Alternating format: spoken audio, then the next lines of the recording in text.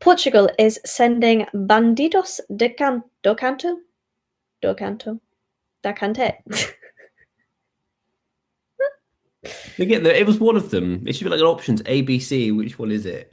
Portugal is sending Bandidos do Cante and Rosa to Eurovision this year. But will they be feeling rosy about their entry? Let's review Eurovision.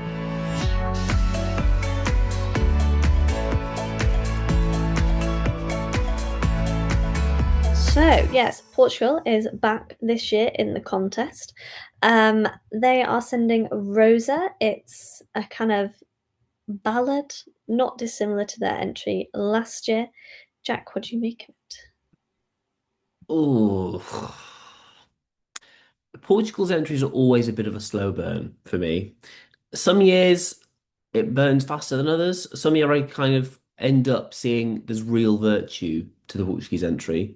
Um, Last year I loved it almost from very, very early on, and because it's one of probably my favorite ever Portuguese entry last year one. This is such a slow burn that it's kind of extinguished itself. Other than nice vocals and really, really nice harmonization, I don't really think this has got anything going for it because it's so. I don't even know how to describe it. It leaves absolutely no impression whatsoever. Like but literally beyond singing it nice, I don't care because it's not giving me anything, any particular character. There's no particular charisma about it, and it's just five or six guys singing on the stage, quite spread out, singing nicely, and it's been done before. Croatia in 2013 was five or six guys. They sang it nicely, and it didn't qualify. It completely bombed because the song was just fine, and the song with this is fine. And I try where possible. I kind of have a hit and miss year with Portugal every year. Every other year I like. Last year's I loved because there was a story behind it. There was an eloquence to the lyrics that even if you didn't get it and if you didn't know what the lyrics meant, there was something to grip onto, and it's gone viral on TikTok for goodness sakes that song because there's something about the rhythm that people have hooked onto. This is not giving me any of that, and it's nice to listen to, but I just don't care about it because it's not making me want to care. I guess it's just nothing special, and that's a bit of a shame. It was very hit and miss whether they would actually be here after the boycott of nearly all of their national final contestants. I think Bandidos de Conte was one of only two or three acts that said they would go to Eurovision if they won. So there was a time that Portugal wasn't even going to be here, but they are not sure if they'll be there on Saturday though. Yeah,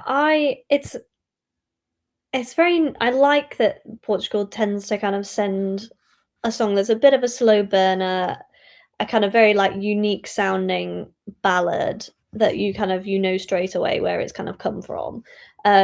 I think they sing it all really nicely. There's lots of really nice harmonization.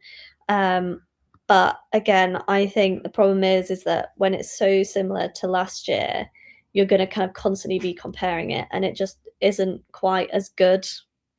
Well, not even isn't quite, but just is nowhere near as strong as last year's entry. And I think kind of last year's entry had a kind of message about being kind of homesick that really kind of like resonated. Whereas like I'm just not really sure that this one has the same kind of cut through. Um, but it's nice enough.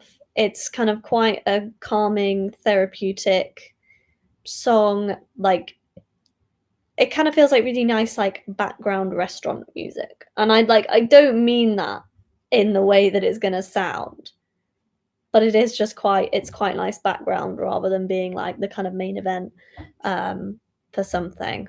But yeah. It is going in the first semi-final. It's going fifth.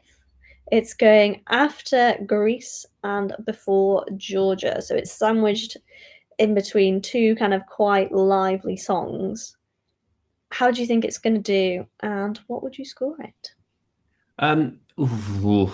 As I've said time and time again, I think the 10 finalists from the semi-final are locked in, and this very much is not one of them. this the only saving grace with this is that there are juries in the semi-final that may appreciate it, and Portugal does always do better with the juries anyway, so it might just tick it over into 10th place and sneak through. I think that's quite unlikely because, as I said, Portugal in 20, Croatia in 2013 was a very similar, nice song, performed very well, and that didn't qualify, and that was a jury televote semi-final as well. So it faces a very, very steep uphill battle, possibly the steepest of any of the 15. And I really struggle to see this qualifying, which is a shame because it would break one of the longest qualification streaks that we've got of any country. But I just see them missing on this occasion, unfortunately. I'm going to give this a 4. It's probably a bit harsh. They sing it beautifully, and the voices are lovely. It's really, really nice to listen to, but it leaves very, very little impression, and it's very unexciting and very unspecial. Sorry. There we go. I think this is one of those where I'm not going to write it off qualifying. I think there is definitely a place for this kind of song at Eurovision, and like as you said, Portugal has a really strong qualification rate. So I kind of I think this could be like the surprise qualifier this year from that semi-final. But yeah, and particularly because they sing it well, it will get jury support. But yeah, I'd err on it qualifying rather than not qualifying, despite what the bookies are currently saying. I am going to give this a 6. So. You've been way more kind to the songs this year than I am. Maybe I'm just in a bad mood in 2026. But yeah, that's interesting. Yeah, there we go. But that's what we think. Let us know what you think in the comments. And don't forget to like and subscribe and hit the little bell if you're watching us on YouTube so you get notified every time we upload a new video. But that's it from this episode. Thank you very much for watching, and we'll see you next time.